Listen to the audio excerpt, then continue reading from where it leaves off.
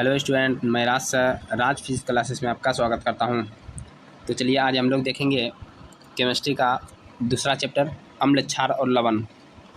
तो पहला चैप्टर हम लोग देख लिए हैं और आप लोग नहीं देखे हैं तो प्लेलिस्ट में जाके देखिएगा। तो आज का पहला क्वेश्चन है, फटाफट देखिए पहला क्वेश्चन। और आज जल्द से जल्द थोड़ा सा जो है आप लोगों का क्लास ख़त्म करेंगे, क्योंकि जो है आज थोड़ा हमको कुछ बहुत काम भी है, ठीक है ना। तो आप आंसर टिक कीजिएगा और कमेंट कीजिएगा कि कितना आपका जो है सही हो रहा है। तो चलिए आज का पहला क्वेश्चन है, लिटमस विलयन जो बैगनी रंग का रंजक होता है यह किस पदार्थ का बना होता है? फटाफट बताइए। लिटमस विलयन जो होता है यह बैगनी रंग का होता है, याद रखना। लिटमस विलयन का रंग कैसा होता है? बैगनी। यह किसका बना होता है? कवक का, लिचेन का, जिम्नोस्पर्म का, या इनमें से कोई नहीं? फटाफट बताइए और लाइव जुड़ जाइए और सभी को जो है जोड़ भी लीजिए।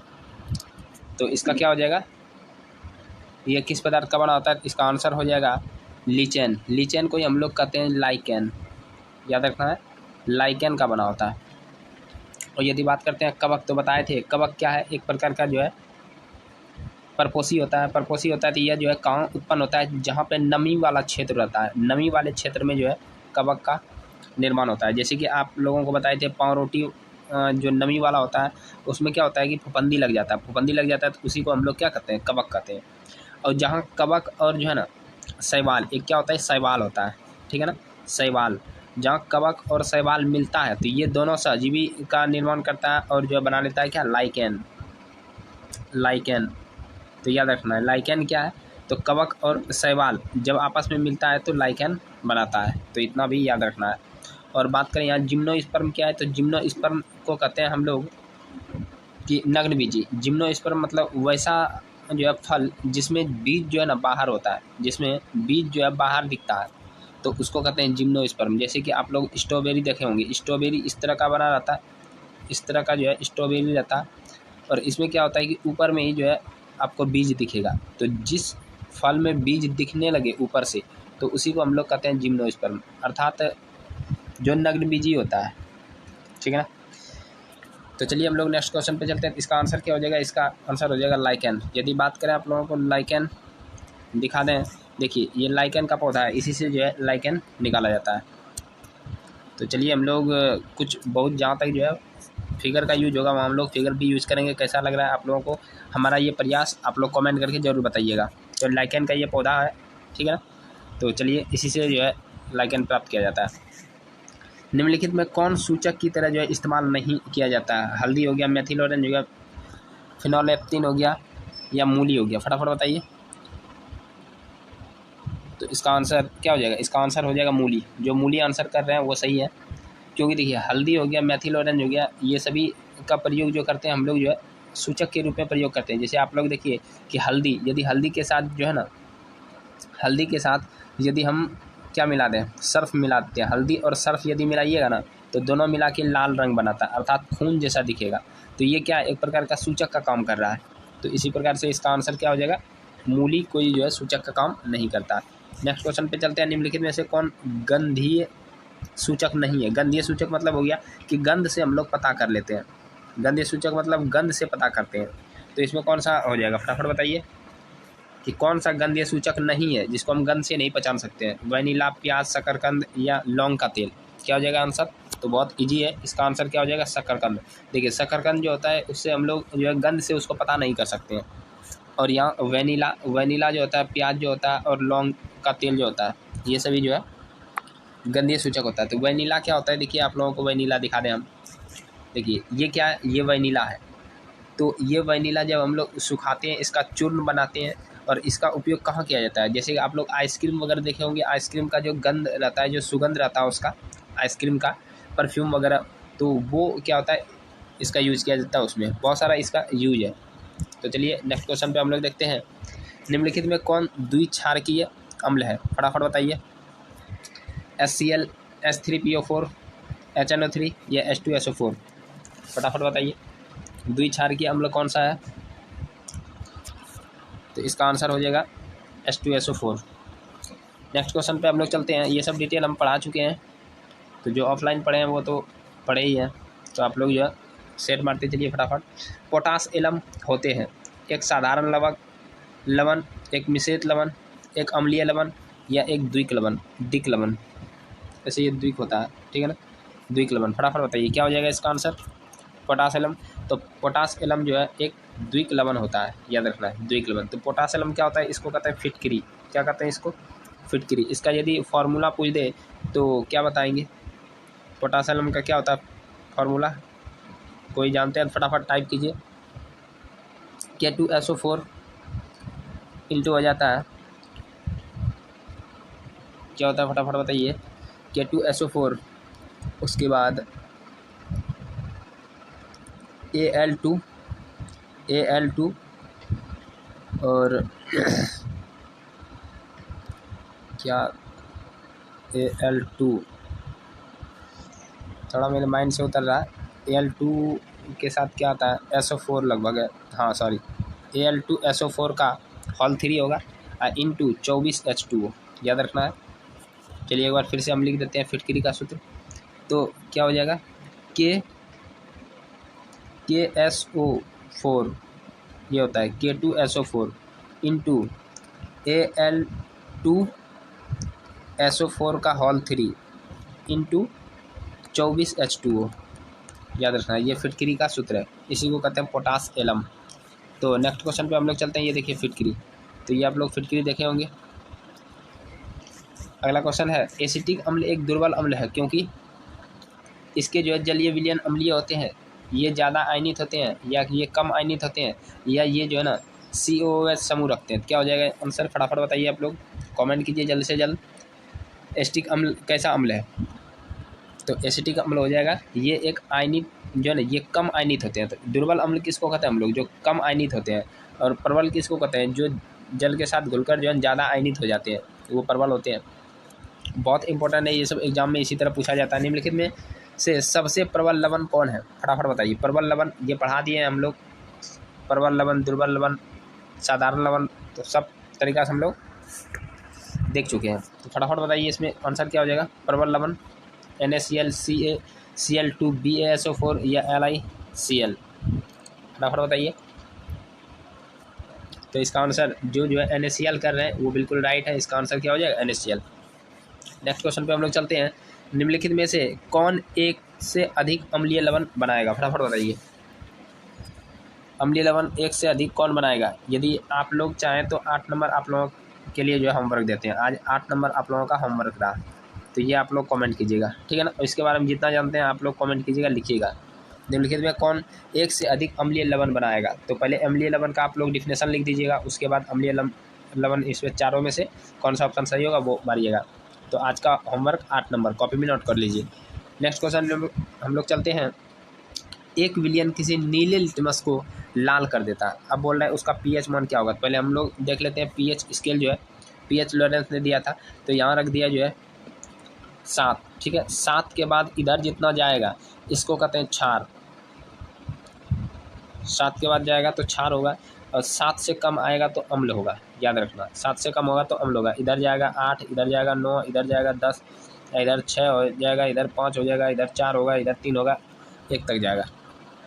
तो यहाँ बताइए कि एक विलयन यदि नीला लिटमस को लाल कर रहा है तो यह कैसा होगा। तो नीला लिटमस को लाल करता है तो हम लोग जानते हैं वो अम्लीय होता है कि नहीं, अम्लीय होता है। इधर देखिए 8 इधर जा रहा है 7 से ज़्यादा, 10 7 से ज़्यादा, 12 7 से ज़्यादा, एक यहाँ 6 ही बचा जो कि 7 से कम है, तो अम्ल कौन होगा, 6 होगा। तो pH मान इसका क्या हो जाएगा, 6 हो जाएगा। समझ में आ रहा है ना, फटाफट कमेंट कीजिए।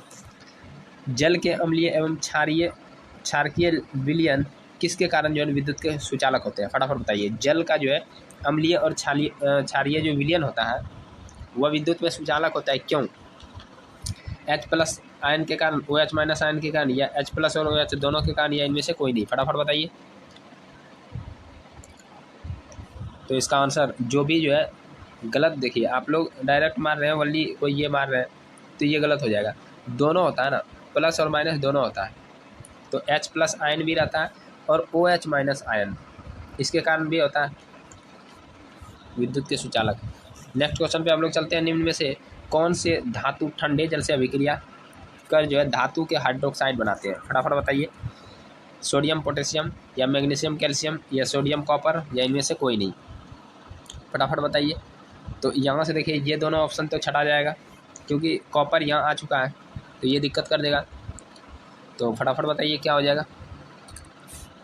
तो इसका आंसर जो एक कर रहे हैं वो सही है। निम्नलिखित में कौन ठंडे जल के साथ अभिक्रिया करके हाइड्रोक्साइड बनाता है। तो हम एक एग्जांपल देते हैं, जैसे कि यदि यहाँ बोल दें कि Na सोडियम हो गया, ये ठंडा जल के साथ अभिक्रिया करेगा तो क्या बनाएगा, Na के साथ यहाँ बना लेगा NaOH का OH बनाएगा, NHOH बनाएगा, सोडियम हाइड्रोक्साइड बनाएगा धातु का। अब बच यहाँ जो जाएगा वो ख़त्म हो जाएगा, ठीक है ना। तो ये जो है सोडियम हाइड्रोक्साइड यहाँ निकल गया, तो ये आंसर हो जाएगा। ये जो है आप लोगों को इस तरह का जो है एक सक्रियता श्रेणी बताए हुए थे। सक्रियता श्रेणी में आप लोगों को ये याद रखना है कि जो है पोटेशियम है, सोडियम है, कैल्शियम, मैग्नीशियम, ये सब जो है आप लोगों को याद रखना है। नेक्स्ट क्वेश्चन पे चलते हैं हम लोग। निम्नलिखित में से किस विलयन का उपयोग दीवारों की सफ़ेदी करने के लिए किया जाता है। फटाफट बताइए। दीवार का सफ़ेदी करना है, जैसे मान लीजिए कि यहाँ से हमको दिवाली में घर उर को जो है क्या करना है, पोतना है, ठीक है ना, अर्थात उसको जो है कलई करना है। तो किससे करते हैं हम लोग, सफ़ेदी करना है तो किससे करते हैं, चूना से करते हैं। तो चूना का जो है यहाँ रासायनिक सूत्र क्या हो जाएगा, फटाफट बताइए। चूना से करते हैं हम लोग जो है, तो चूना के लिए किसका प्रयोग करते हैं, ये हो जाएगा CaOH का हॉल 2, याद रखना। CaOH का हॉल 2 इसका जो है नाम क्या होता है, कैल्शियम हाइड्रोक्साइड, याद रखना है, कैल्शियम हाइड्रोक्साइड CaOH का हॉल 2 होता है, कैल्शियम हाइड्रोक्साइड। तो चूना का चलिए देखिए, ये देखे होंगे फिगर, ये चूना है, ठीक है ना। इस चूना को पानी में जो है घोल के हम लोग क्या करते हैं, पुताई करते हैं इससे। और एक ये चूना है, देखिए ये भी एक चूना का ही रूप है। तो इस चूना का नाम क्या है, यदि हम पानी में इसको नहीं भिगाएं तो इसी को कहते हैं हम लोग कली चूना। और ये बहुत बार एग्जाम में पूछा हुआ है, कली चूना। तो कली चूना का जो है फॉर्मूला क्या होता है, तो CaO होता है, याद रखना। कली चूना का CaO, इसको क्या कहते हैं, कैल्शियम ऑक्साइड, याद रखना, कैल्शियम ऑक्साइड, ठीक है ना, ये याद रखना, कली चूना इसको कहते हैं। नेक्स्ट क्वेश्चन पे चलते हैं। निम्नलिखित में से कौन सा बुझा हुआ चूना है, बुझा हुआ चूना। तो अभी जस्ट बताए, यदि हम कली चूना जो CaO है, ये क्या है, कली चूना, याद रखना, ये क्या है, कली चूना। और यदि हम यही कली चूना को पानी में डाल देंगे तो ये बुझा हुआ चूना होगा। तो इसका जो है ये होता है बुझा हुआ चूना, तो ये हो जाएगा बुझा चूना। क्योंकि पानी में देते हैं तो इससे क्या होता है, वाष्प निकलता है, ये उष्मा जैसा निकलता है, ठीक है ना। CaCO3 का क्या होता है, कैल्शियम कार्बोनेट, याद रखना, कैल्शियम कार्बोनेट, ये जो है कैल्शियम हो गया। तो इसका आंसर क्या हो जाएगा, कौन बुझा हुआ चूना है, तो CaOH का हॉल 2। नेक्स्ट क्वेश्चन पे हम लोग चलते हैं। लवण Na2CO3 का जलीय विलयन का pH क्या होगा, फटाफट बताइए। लवण है Na2CO3, तो 7 होगा या 7 से अधिक होगा, 7 से कम होगा, इनमें से कोई नहीं होगा। फटाफट बताइए क्या हो जाएगा इसका आंसर। तो सोडियम कार्बोनेट का जलीय विलयन क्या हो जाएगा, सोडियम कार्बोनेट का जलीय विलयन। तो याद रखना ये क्या हो जाएगा, ये जो है 7 से अधिक हो जाएगा, क्योंकि ये क्षार हो जाएगा। तो याद रखना है क्षार होगा, इसलिए 7 से अधिक हो जाएगा। नेक्स्ट क्वेश्चन पे हम लोग चलते हैं। एसिटिक अम्ल का आयुर्वेदिक नाम क्या होता है। एसिटिक अम्ल की बात करें तो CH3COOH होता है। तो इसका जो है एसिटिक अम्ल ये हो गया, इसका आयुर्वेदिक नाम क्या हो जाएगा, फटाफट बताइए। एथेनोइक, मेथेनोइक, प्रोपेनॉन या इनमें से कोई नहीं। तो इसका आंसर क्या हो जाएगा, देखिए इसको यहाँ से हम लोग ओइक कहते हैं, इसको ओइक कहते हैं, COOH को हम लोग कहेंगे। और यहाँ मीथ हो गया, मीथेन, जैसे एक कार्बन रहता है तो मीथ, 2 कार्बन रहेगा तो ईथ, 3 कार्बन रहेगा तो प्रॉप। तो यहाँ एक ही कार्बन है, तो एक कार्बन है तो इसको कहेंगे मीथ, इसलिए हो जाए मेथेनोइक। तो याद रखना इसका जो है CH3COH का आयुर्वेदिक नाम क्या हो जाएगा, एसिटिक का, तो मेथेनोइक हो जाएगा। नेक्स्ट क्वेश्चन पे हम लोग चलते हैं। निम्नलिखित में कौन सा आयन जो है लाल लिटमस को नीला कर देता है। देखिए लाल को नीला कर रहा है, ध्यान से देखना है, लाल को नीला बनाया है। तो नीला जो होता है, याद रखना, लाल जो होता है वो अम्ल, दिमाग में रखना है, लाल जैसे दिखे अम्ल और नीला जैसे दिखा क्षार। तो क्षार जब होगा इसका मतलब है कि लाल को यदि नीला कर रहा है तो वो क्षार होगा। और क्षार जब भी देखते हैं हम लोग 7 से क्या होता है, अधिक होता है, ये भी याद रखना है। और उसके बाद क्षार के लिए कौन उत्तरदायी होता है, तो OH, क्षार OH। तो यहाँ जो है कौन नीला कर देगा, OH, याद रखना। नेक्स्ट क्वेश्चन पे हम लोग चलते हैं। कोई विलयन नीले लिटमस पत्र को लाल कर देता है। अब देखिए यहाँ नीला है, नीला को क्या बना रहा है, लाल। तो यदि ये लाल बनाया तो लाल कौन बनाता है, तो लाल अम्ल बनाता है। और अम्ल का जो है पीएच मान कितना होता है, 7 से कम होता है। तो 7 से कम, यहाँ देखिए ये सब 7 है, 7 से अधिक है, तो एक यही बचाना। तो ये पीएच मान क्या हो जाएगा, संभवतः इसका 5 होगा। तभी तो ये जो है नीला से लाल कर देगा। यदि लाल से नीला कर रहा है तो वो 5 से अधिक होगा, याद रखना 7 से अधिक होगा। नेक्स्ट क्वेश्चन पे हम लोग चलते हैं। ऑक्जेलिक अम्ल का प्राकृतिक स्रोत जो है निम्नलिखित में कौन है, फटाफट बताइए। संतरा, टमाटर, सिरका या इमली। ऑक्जेलिक अम्ल किसमें होता है, ये जो है आप लोगों को पढ़ा चुके हैं और याद भी करवा चुके हैं। तो फटाफट बताइए ऑक्जेलिक अम्ल का प्राकृतिक स्रोत क्या हो जाएगा, संतरा या टमाटर या सिरका या इमली। तो फटाफट देखिए, तो इसका आंसर क्या हो जाएगा, संतरा जो है, संतरा में क्या होता है, सिट्रिक होता है। फटाफट आप लोग नोट डाउन कर लीजिएगा, सिट्रिक होता है। टमाटर में ऑक्जेलिक होता है। ऑक्जेलिक जो है ये किस में होता है, टमाटर में होता है। ऑक्जेलिक टमाटर में होता है।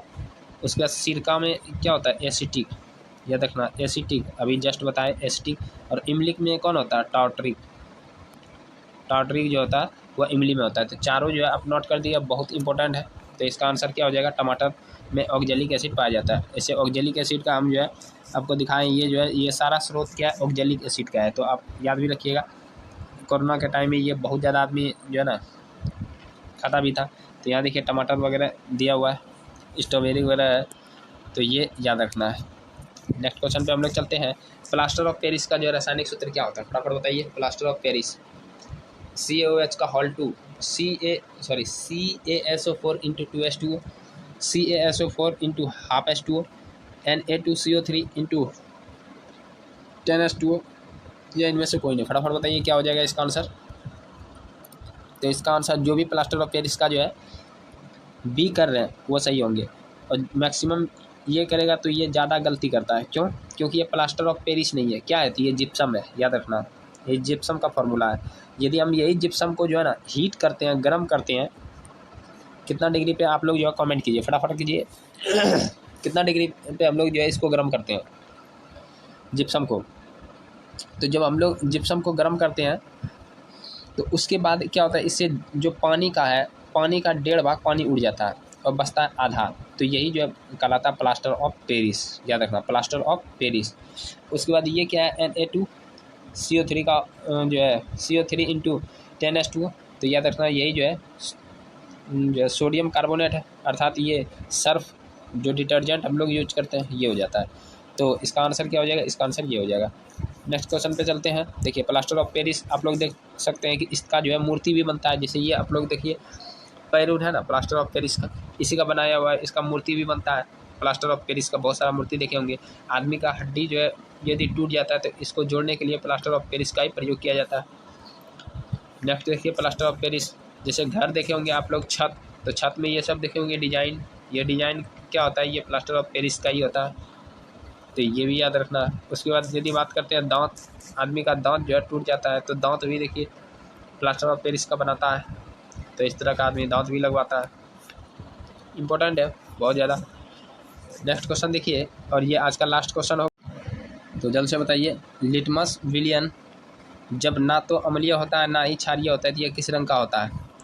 तो ये याद रखना ये हो जाता है कौन से रंग का, तो ये बैगनी रंग जो बोल रहे हैं वो सही होंगे, याद रखना। अभी जस्ट हम पहले आपको दिखाए लिटमस, तो ये किस कलर का होता है, बैगनी कलर का। यदि लाल हो रहा है तो अम्लीय, नीला हो रहा है तो क्षारीय, तो याद रखना।